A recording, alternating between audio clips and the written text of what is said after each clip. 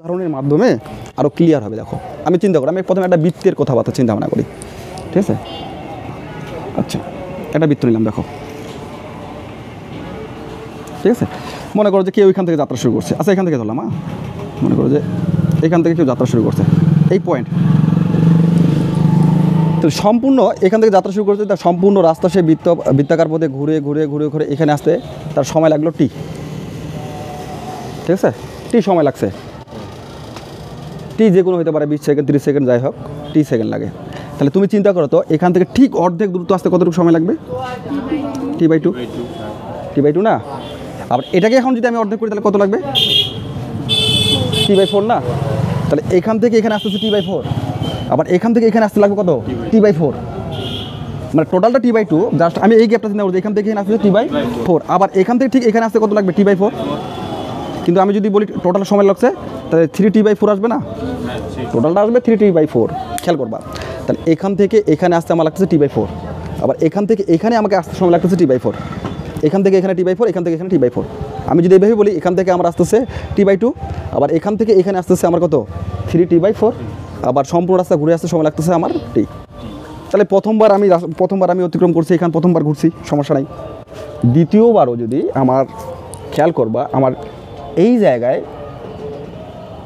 T/4 সময় লাগে, তারপর সেটা পর্যাবৃত্ত গতি হবে না। আমাকে এই বিন্দুটাকেই, মানে এই যে ফিক্সড বিন্দুটা, ঠিক আছে? কয়েকটা বিন্দু আমি কি বলছি, 1, ধরো 2, 3, তিনটা আমি বিন্দু কী বলছি? কয়েকটি নির্দিষ্ট বিন্দুকে নির্দিষ্ট সময় পর পর, অর্থাৎ এখান থেকে এখানে তুমি যতবারই ঘুরো তোমার T/4 সময় লাগতেই হবে। কম বেশি তো অবশ্যই লাগতে পারে, নাকি?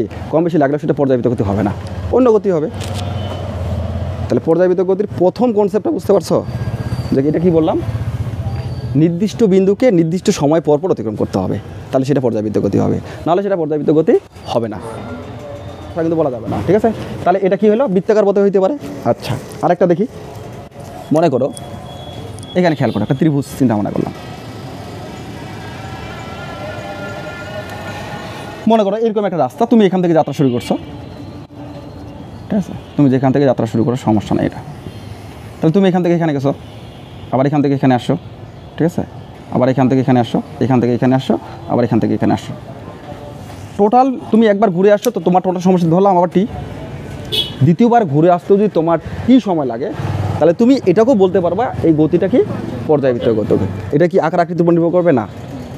মনে করো তাহলে আমি এখানে ফিক্সড একটা বিন্দু ধরি, ঠিক আছে? তাহলে এখান থেকে এখানে আসতে আমার যে সময় লাগবে, দ্বিতীয়বারে যদি আমি এখান থেকে এখানে আসতে আমাকে সেই সময়টাই লাগতে হবে, তাহলে সেটা পর্যাবৃত্ত গতি হবে, ঠিক আছে? আচ্ছা, বর্গাকার চিন্তা ভাবনা করো।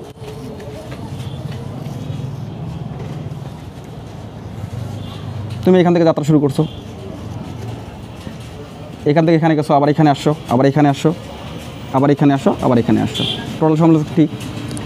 দ্বিতীয়বারে কত সময় লাগবে? ঠিক। তাহলে সেটা কি আমাকে বলছে নির্দিষ্ট বিন্দুকে নির্দিষ্ট সময় পর পর অতিক্রম করা। আমার এটা কি ফিল আপ হয়েছে কিনা? ফিল আপ হয়েছে, এখানেও ফিল আপ হয়েছে, এখানেও ফিল আপ হয়েছে।